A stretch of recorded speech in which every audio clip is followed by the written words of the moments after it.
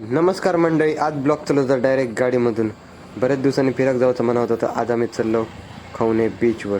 खवणे बीचवर येऊ 2 ठिकाणावरून मार्ग असत, एक वेंगुर्ल्यावरून आणि एक कुडावरून. तर आम्ही चाललो पुढे.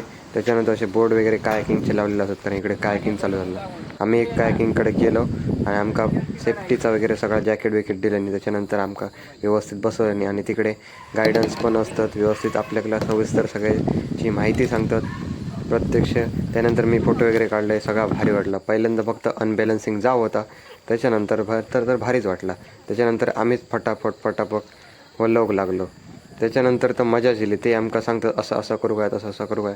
त्यानंतर आम्ही गेलो कांदळवनामध्ये. कांदळवनामध्ये तर एकदम फोटोशूटसाठी जबरदस्त लोकेशन असं. थंयसर गेलो तर एकदम भारीच वाटाक लागला. असो नजारा बघून तर एकदम मन प्रसन्नच झालं. असो नजारा बघू तर तुमका असलो मित्रांनो, तर तुमका एकदा ना एकदा कायाकिंगसाठी तर येऊकच आहे.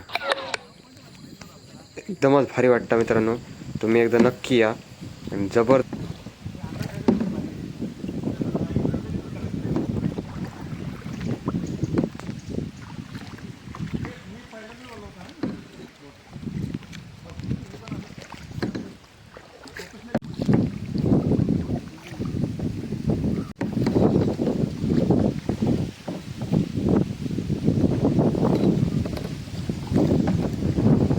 असा वाटला मित्रांनो, शांत अशा वातावरणामध्ये पाण्याचा आवाज ऐकून एकदम मन प्रसन्न झाला ना.